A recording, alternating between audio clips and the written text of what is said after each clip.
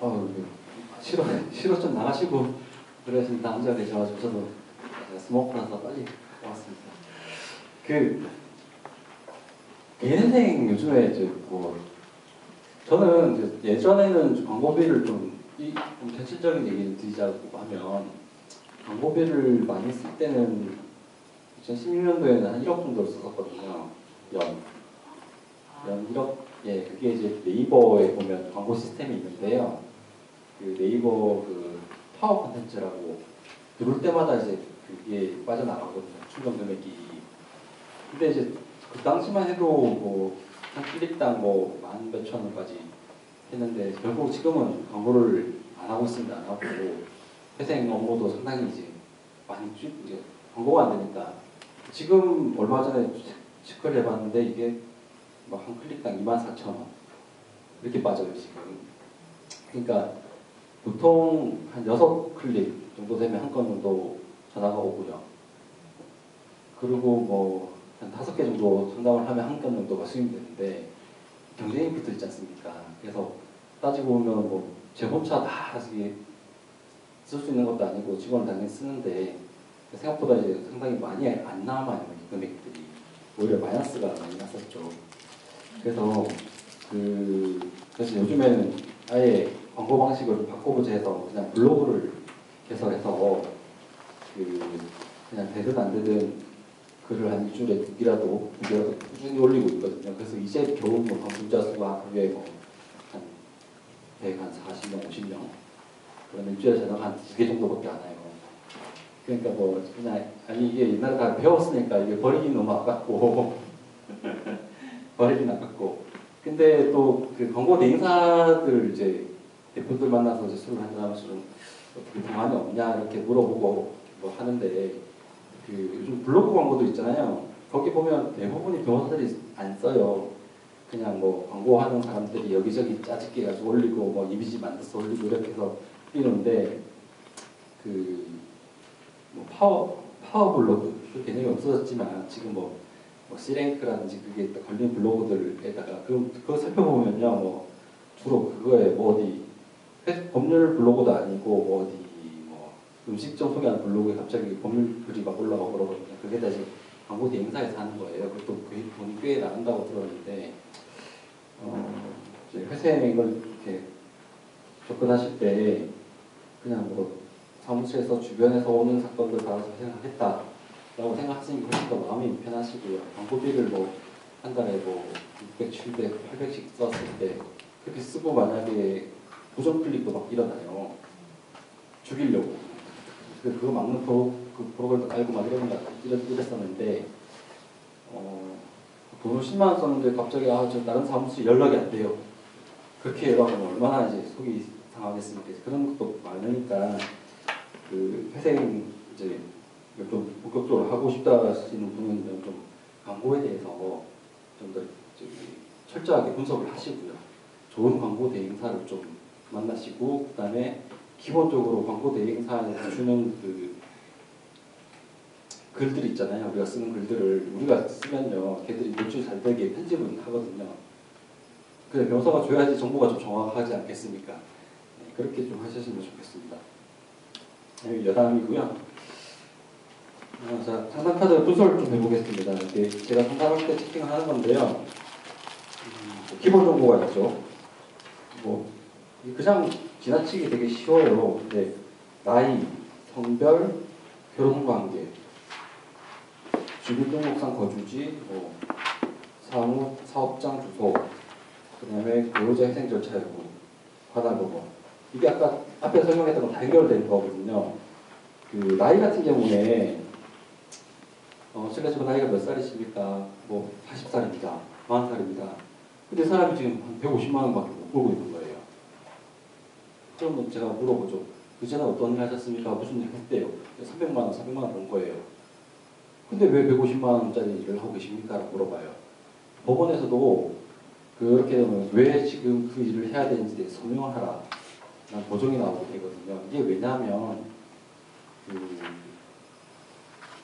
예전에 이제 브로커 사무장들이 판을 칠 때 지금 당장 회생 들어가기 전에 직장을 옮겨갖고 작게 받으면 그만큼 변제금이 줄어들잖아요. 그냥 과거에는 이게 매년 그 소득을 공개하라는 어떤 인가 결정보다는 한번 결정되면 그냥 그대로 쭉 하는 경우가 되게 많았었거든요. 그러고 나서 그 이직을 하잖아요. 다시. 그럼 나는 변제금을 만약 50만 원밖에 안 내는데 이직을 하고 다시 300만 원을 받는다. 이는 훨씬 더 많은 그 이득이 생기잖아요.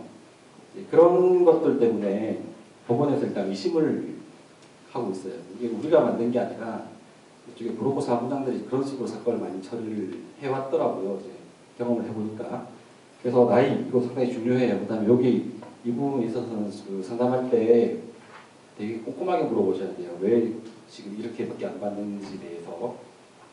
근데 뭐 간혹 그런 분이 있어요. 뭐 회사 다니다가 회사 제과점 들어가고 150만 원 받는 분도 있어요. 그런 분들은 소명이 되잖아요. 제빵사 잘 싸서 내가 이제 직장 다니는 거 말고 지금 당장 이렇게밖에 못 보는데 방점 차리겠다. 이런 분들은 당연히 해주셔야 되는데 그런 명확한 사유가 없는 분들이 갑자기 소득이 확 줄고 나이에 대비해서 그 다음에 예를 들어 30대에 한 160만 원 버는 거예요. 지금 최저생계 기준으로.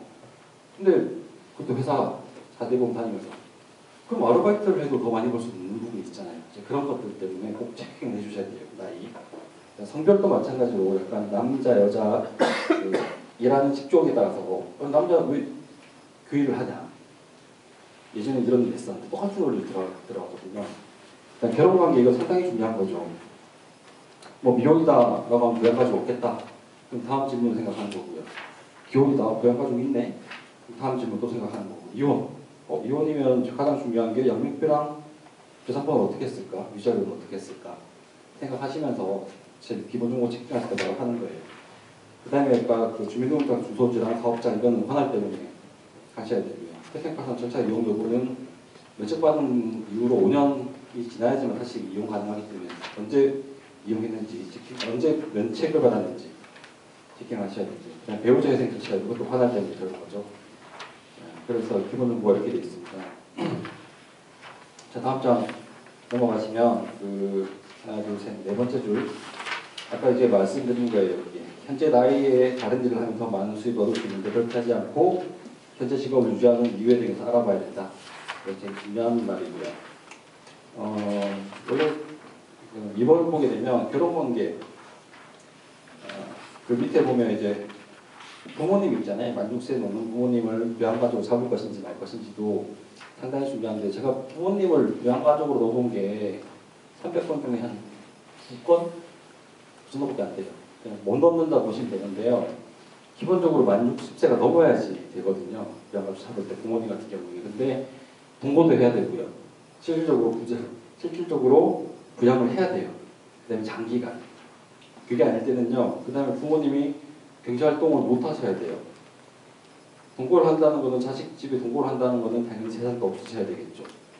그냥 내가 실질적으로 부양비를 냈다는 것은 다른 형제자매들도 부모를 부양할 수 있는 요건이 사정이 안 된다는 거겠죠. 이렇게 여러 가지 사정이 있어야지만 부모님을 그 부양가족으로 넣을 수가 있어요. 근데 나중에 또 나옵니다. 그런 거는.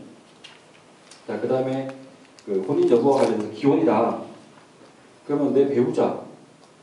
통상 이제 외벌이 같은 경우에는 저를 기준으로 제가 만약에 와이프랑 애가 둘이 있다 그러면 부양가족이 저 포함 4명이 될 거라 생각하는데요. 법원은 절대 배우자를 부양가족으로 안 잡아줍니다. 이게 왜냐하면 그 배우자가 장애가 있거나 아니면 질병이 있어서 일을 전혀 못한다. 그 다음에 심지어 남편이 배우자를 부양하기 위해서 병원비도 또 따로 간다. 그렇게 하면 이제 모르겠는데요. 법원은 그렇게 생각하는 것 같아요. 그러니까 배우자도 언제든지 나가서 일을 할 수 있지 않느냐. 네 세조 생활비 벌 수 있지 않느냐. 그래서 아내 같은 경우에는 배우자는 일단 부양가족으로 잡지 않습니다. 자, 그 다음 미성년자는 당연히 부양가족으로 잡을 수가 있겠죠. 이혼을 하게 된 경우 이거는 상당히 좀 잘 파악하셔야 돼요. 얼마 전에 3주 전인가 했었는데 이혼을 협의혼했는데 재산을 와이프한테 다 준 거예요. 그래서 물어봤죠. 이거 왜 주셨냐니까. 그냥 이혼할 때 미안하다고 해서 주셨다. 다 그렇잖아요. 근데 그렇게 안 봐요. 공원에서. 이게 재산 은닉하는 거 아니냐. 근데 그러고 하면서 그 와이프랑 통화를 하네요. 심지어 300번 정도 하면서 상담을 더 많이 해봤겠죠. 근데 동거하는 것도 있어요. 이혼만 돼 있고.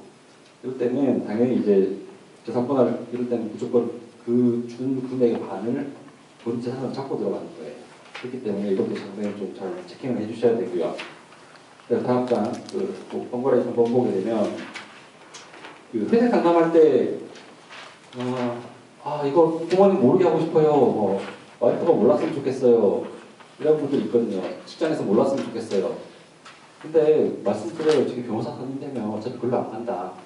그래도 이제 좀 미심쩍어 하시는 분도 있어요. 잘 모르니까. 그럴 때는 이제 이런 제도가 있더라고요. 우체국에다가 그 등기우편에 관련해서 이제 수취인 배달장소 등용 서비스가 있더라고요. 그렇게 못 믿고 그러시면 이거 신청하시라고. 그러면 이제 등기에 있어서는 당신이 지적한 그 주소로 갈 거다. 이거 있으니까 한번 체킹 관리할 때 한번 해주시고요. 그 다음에 4번이가 아까 이제 5년 이내에 면책 사실이 있으면 회생이 안 되고요. 그 다음에 그 밑에 보면 상당수 채무자들이 이 부분을 보게 되면요. 월 변제금 3회 이상 미납하게 되면 면책 결정을 받지 못한다. 라는데 아까 말씀드렸죠. 작년 11월 달에 개시났는데 이번에 폐지가 됐다고요. 법원이 되게 플렉서블하게 이런 부분에서 좀 유하게 좀 해주는 것 같아요. 그 다음에 저희가 가끔씩 전화해주면 돼요. 자, 그 다음에 다음 장 5번. 자, 배우자 회생 여부. 일반인들 잘 모르죠. 그 배우자가 저 아내가 지금 회생하고 계시면 회생될까요? 네, 당연히 됩니다. 당연히 되는데 중요한 게 이제 나중에 설명드리겠지만 그 배우자가 회생할 때 뭐 부양가족을 누구를 잡았는지 몇 명을 잡았는지 재산가치를 어떻게 잡고 들어갔는지에 따라서 조금 달라지긴 하지만 무조건 회생이 됩니다라고 대답해 주면 됩니다. 자, 그 다음에 바로 2번.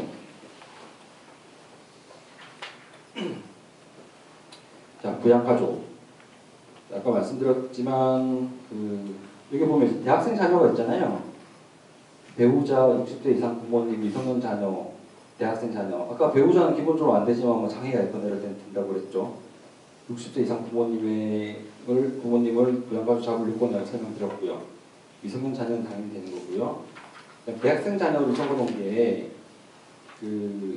대학생 자녀 같은 경우는 성년이기 때문에 원래 부양가족이 안 되잖아요. 그 다음에 추가생계비도 주장을 못해요. 대학생 같은 경우에도. 근데 그런 건 있어요. 그러니까 변제금이 왠지 이 법원이 상향시킬 것 같은데 그게 뭐 재산 채무가 조금 있거나 뭐 주식 스포츠도 도박을 좀 했었거든요.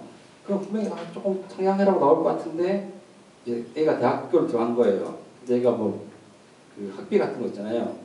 이런 걸 또 이거 진술서에서 넣는 거예요. 그런 것들을. 학비도 내가 좀 이래갖고 저기 상향되면 내가 애가 대학을 뭐 휴학을 해야 될 수 있다. 그런 식으로 설명을 쫙 하면요. 상향을 안 지키는 경우가 있더라고요. 이건 상향을 막는, 변제금 상향을 해라는 그 보험을 막는 용으로 대학생 자녀 학비, 그 다음에 뭐 들어간 비용들 조금 설명을 해가지고 넣어보는 것도 한 방법이에요. 자, 넘어가시고요. 자, 동그라미 2번. 자, 이것도 좀 중요한 건데요. 자, 만약에 배우자, 외벌이가 아니라 배우자랑 타방 배우자가 서로 일하고 있어요. 그래서 배우자가 직업이 있고 일정 소득이 발생할 때 부양가족을 어떻게 잡느냐가 문제가 되겠죠. 근데 실무는 배우자랑 타방 배우자의 그 소득을 서로 딱 기준으로 70%에서 130%라고 하면 똑같이 봐요. 똑같이 본다. 그러면 만약에 자식이 2명이라 그러면 미성년 자녀가 2명이라 그러면 한 명 한 명 부양하는 걸로 보게 되겠죠. 그러면 제가 만약에 회생을 들어갔다. 그럼 저 포함 자식이 2명이 1명을 잡으면 2명이잖아요. 그러면 우리 최저생계비 1명과 2명 사이의 중간값을 잡아서 변제금을 결정하시면 돼요. 근데 만약에 자녀가 1명이라면 어떻게 해야 되나? 이것도 똑같죠. 0.5명씩 나누는 거예요. 0.5명씩. 그것도 마찬가지로 3명이라면 3명과 2명 사이로 잡고 들어가시면 되는 거죠. 자, 근데 이제 만약에 배우자가 회생을 들어갔어요. 들어갔는데 이때 그 타방 배우자가 돈을 많이 못 벌고 있었단 말이에요. 아까 말한 70%에서 130% 미만을 벌고 70% 미만을 벌고 있으면 이 타방 배우자는 지금 나머지 자녀를 부양할 수 없다고 판단되기 때문에 지금 과거에 회생 들어간 사람이 부양가족을 다 들고 왔거든요. 그러고 나서 좀 시간이 지났는데 이 타방 배우자가 돈을 벌기 시작하는 거예요. 그럴 때 회생 들어가면요, 저희 이 타방 배우자는 부양가족이 없는 걸로 돼요. 남편이 이미 썼잖아요. 남편님이 뭐 부양가족을 다 시작했기 때문에 타방 배우자는 부양가족 없이 1인 가구로 그 회생을 신청하면 됩니다. 다음 장 넘어가시고요.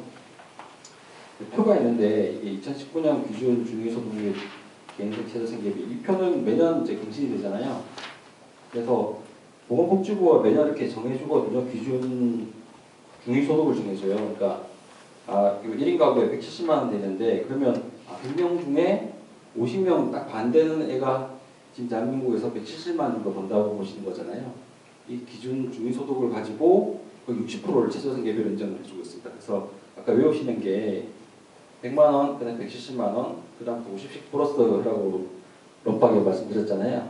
거의 맞아 떨어지기 때문에 그렇게 한번 기억을 하시면 될 것 같고요. 자, 그 밑에 보면 여기도 마찬가지. 개인회생 신청 채무자 수익이 이제 만약에 작아요. 배우자가 엄청 많아요.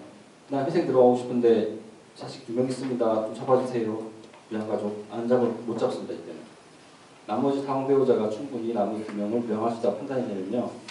이런 경우에는 당연히 못 잡죠. 그러니까 이게 당연히 회생 들어가는 그 채무자가 타원 배우자의 소득의 70%가 안 된다는 거죠.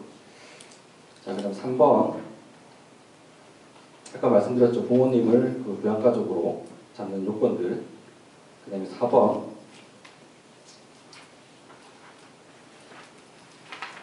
네. 외벌이 같은 경우에는 자기 부양가족을, 자기 미성년 자녀를 모두 자기 그 부양가족을 잡을 수 있다는 내용이고요.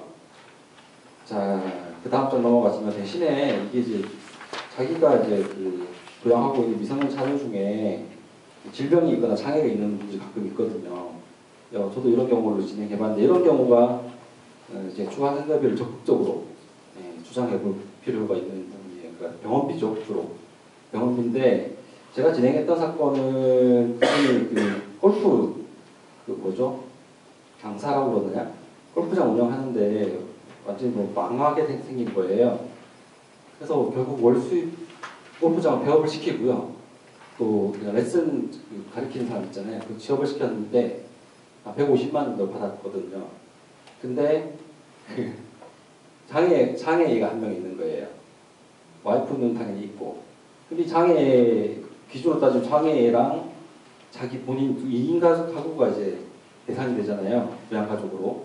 그럼 170만 원인데 150을 벌고 있는 거예요. 회생이 안 될까요? 됩니다, 이때. 왜냐면 그 최저생계비가 안 되더라도 애가 이렇게 아프고 이렇게 해서 그럼 150 중에 변제금을 어떻게 잡을 것인가가 문제가 되잖아요. 빚이 한 5천 정도 있었거든요. 5천만 원.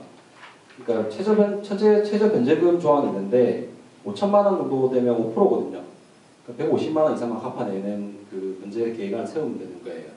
근데 이 사람이 이미 그 150만 원, 그러니까 최저 생계비가 170만 원이지만 내 수익은 150인데 그러면 5천 중에 150만 원 이상 갚으면 된다. 이 조건으로 가지고 저는 변제금을 딱 10만 원 잡았거든요. 10만 원 해가지고 그러면 10만 원 해갖고 60개월 했으니까 600만 원짜리 5천만 원, 600만 원으로 줄여드린 거죠. 거의 이제 90% 통산된 건데요. 그게 충분히 받아들여집니다. 이런 경우에. 그래서 이분은 현재까지도 월 10만 원씩만 내시고 그 다음에 또 중요한 게 매년 그 소득을 보고하라는 그것도 안 나왔었어요. 장애 때문에. 그래서 그렇게도 회생이 진행 가능하니까 한번 해보시면 되고요. 그다음 5번 이게 이제 배우자와 이혼한 경우에 그 양육권 그 부양가족이라는 게 내가 양육을 해야지만 부양가족으로 잡을 수가 있잖아요. 근데 이제 여기 좀 읽어볼게요. 자, 양육권이 누구에게 있는지 양육비는 부부가 얼마를 부담하고 있는지에 따라서 부양가족을 정할 수가 있는데 자, 예를 들어서 미성년 자녀가 2명이다. 신청 채무자가 양육을 안 해요. 그냥 남편과 아내로 할게요. 자, 아내가 양육을 해요. 남편이 그 양육비를 줘야 될 거 아니에요. 그랬을 때는 그 회생할 때 어떻게 될 것인가가 문제가 되는데요. 일단 남편이 자식을 양육을 안 하니까 당연히 부양가족 못 잡죠. 그럼 나는 1인 가구로 들어가게 되면 양육비도 줄 수가 없잖아요. 1인 가구 100만 원밖에 안 되니까. 이럴 경우에는 과거에는 그 추가 생계비를 썼었어요. 양육비 자체를. 근데 양육비를 만약에 100만 원 지급하라. 근데 내가 이때까지 쭉 지급해온 평균 결과가 막 70만 원, 50만 원밖에 안 돼요. 그럼 법원에서 양육비 깎아. 추가 생계비 50만 원 인정해줄게. 라고 해갖고 추가 생계비를 인정하고, 예를 들어서 200만 원 버는데 50만 원 추가 생계비를 인정받고, 그럼 변제금은 50만 원이 되겠죠. 그래서 50만 원 그 납입하는 변제 기간을 세울 수가 있고요. 그렇게 진행을 했었는데요. 근데 이게 좀 바뀌었어요. 그 전국법원이 바뀐 건 아니고요. 서울회생법원이 바뀌었어요. 이번에 2018년 1월 달에. 그러니까 과거에는 그럼 어떤 문제점이 있었냐면요. 양육비 주장, 추가 생계비 주장을 해가지고 원칙은 그 양육비만큼을 타방비에 줘야 되는데 안 주는 경우가 되게 많이 생기는 거예요. 그럼 이 사람은 양육비 주장만 해놓고 변제금 작게 내게 되잖아요. 그래서 그 부분에서 좀 불합리한 점이 있었는데 이제는 그 회생법원이 2018년 1월 달부터 이 양육비를 아예 개인회생 재단 채권으로 집어넣어 버렸어요. 개인회생 재단 채권. 그러니까 개인회생은 이제 개인회생 채권이 나뉘거든요.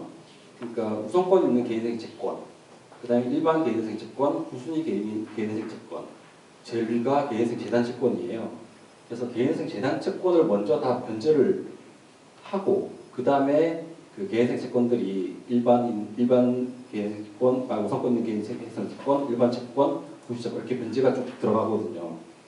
그래서 얘가 그 서울회생법원이 이제 요거 양육비를 개인회생 재단 채권을 넣게 되면요, 이 아빠는 그 인정된 그거를 그 양육비를 법원에 납부를 하는 거예요. 아니 회생위원들한테. 회생위원들 바로 아내한테 바로 쏴주죠. 그럴 때는 이제 관리가 되는 거예요. 이렇게 계속 바로 지급이 되겠죠. 네, 그래서 그렇게 바뀌었고요. 그 나머지 법원들은 지금 어떻게 하는지 모르겠네요. 저도 그 18년 들어서는 이제 양육비 관련해가지고 재단 채권도 넣는다는 걸 알고 있었는데 아직 해본 적은 없습니다. 그전에는 다 이제 추가 생계비로 해서 좀 실제로 내는 부분을 가지고 좀 깎아서 지금 추가 생계비 주장을 해봤는데요.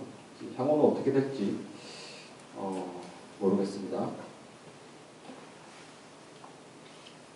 자, 그리고 이제 반대로 그러면 이제 내가 남편이 양육비를 받는 경우가 있을 거 아니에요. 그러면 내가 만약에 월 150만 원을 받는데 양육비 50만 원을 받아요. 그 다음 자녀가 한 명 있거든요. 미성년자. 그러면 170만 원이 이제 그 세전생계비잖아요. 그 변제금은 30만 원으로 잡을 수가 있는 거죠. 이제 아시겠죠? 그냥 내 수익으로 잡으면 되는 거예요. 심플하게 말하면 양육비만큼을. 근데 이것도 문제점이 남편이 안 주면 어떻게 할 거예요? 그렇죠. 남편이 안 주면 나는 150 수입인데 50만 원 받아야지만 170만 원 낼 수가 있잖아요. 그렇죠. 170만 원 생계비를 쓸 수가 있는데 그럼 생계비가 결국 모자라게 되잖아요. 이럴 경우는 어떻게 될 것인가가 문제인데 이럴 때 저는 그렇게 안 해봤는데 일단 법원에 전화를 해서 양육비가 안 들어온다. 그러니까 뭐 변제금 납부 좀 유예를 좀 시키거나 그런 식으로 소명을 해놓고 뭐 남편에게 뭐 양육비 직접 지급 청구라든지 이런 걸 좀 해서 번호를 만든 다음에 다시 변제금을 내겠다라는 어떤 이런 형식으로 법원에 좀 소명을 해볼 필요가 있을 것 같아요. 저도 해보진 않았습니다. 자, 이 정도 하시고 다음 장 넘어가겠습니다.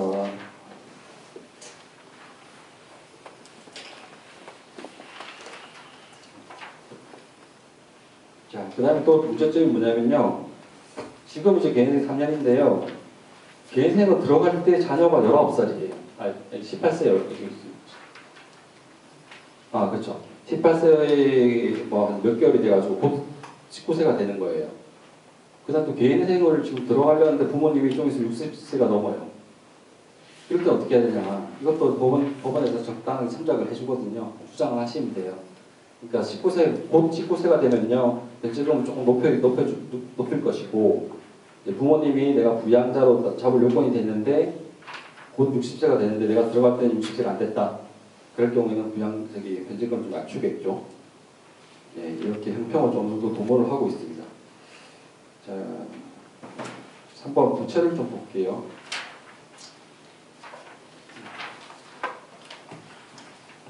이거 앞으로 반 정도 왔는데요. 진행 다 못하시더라도 적어놨으니까 읽어보시면 될 것 같아요. 시간 좀 해보겠습니다. 자, 부채 부분 아까 말씀드렸죠. 5억, 무담보 5억, 담보 10억. 이게 원금과 이자가 다 모두 포함됐다는 걸 다시 한번 강조를 드릴게요. 자, 근데 이제 일반적으로 개인회생 신청하시는 분들 중에서 신용채무가 5억 되시는 분들은 한 번도 본 적이 없어요. 한 번도 본 적이 없고요. 다만 이제 아파트 있잖아요. 서울권에 있는 아파트를 가지고 계신 분들이 상당히 많거든요. 이런 분들이 개인회생을 이제 하겠다고 무턱대고 전화가 오세요. 그러면 이제 지금 과거에는 담보대출이 이제 70% 정도까지 나왔는데 지금은 뭐 소득 기준이라 50%? 뭐 정도밖에 안 나오거든요. 근데 예를 들어 10억짜리 아파트인데 지금 현재 기준 한 50% 정도 5억이 이제 저당권이 잡혀 있는 거예요. 그럼 이 아파트 가치는 5억이 되겠죠. 그러면 아까 말씀드린 청산가치 보장의 원칙에 따라서 채무자는 5억 이상 변제를 해내야 된단 말이에요. 근데 채무자가 버는 돈이 만약에 300만 원이다. 부양가 좀 있다. 그럼 회생이 당연히 안 되겠죠. 이렇게 다 초반에 설명을 드렸는데 이제는 전화 오시면 안 됩니다. 재산 있으시잖아요. 파세요. 하시고 전세 가시라고. 그렇게 상담하시면 되고요. 다음 장 넘어가세요. 그 다음에 동그라미 2번. 이것도 이제 36개월 미만의 변제 기간을 세우는 경우 아까 설명을 드렸고요. 그 다음에 동그라미 3번 볼게요. 채무자 회생법 614조. 이거 보시면요. 최저 변제금을 정해놓고 있어요. 채무자 회생법이. 근데 요건이 있어요. 개인생 채권자 또는 회생위원이 이의를 진술을 해야 되거든요. 근데 100에 100이면 다 이의 신청을 합니다. 그렇기 때문에 기본적으로 최저 변제금 어느 정도 정해놓고 결정을 하셔야 돼요. 이게 문제가 되는 경우가 솔직히 거의 없는데 아까 말씀드렸듯이 소득이 너무 작은 분들 있잖아요. 소득이 엄청 작은 분들 같은 경우에는 최저 변제금이 문제가 될 수도 있어요. 소득도 작고 채무도 작은 분들은. 그래서 이거는 한번 체킹을 해주셔야 돼요. 예를 한번 들어놨는데요. 신청 채무자의 채무가 3천만 원이잖아요.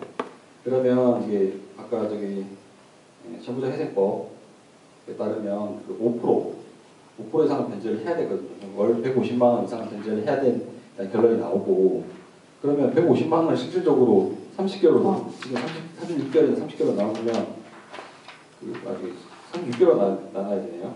그 변제금이 5만 원도 안 되는 거예요. 그럼 5만 원도 안 되는 변제 기간을 세워 들어가면 판사가 받아줄까요? 네. 그래서 이런 부분도 좀 생각을 해보셔야 돼요.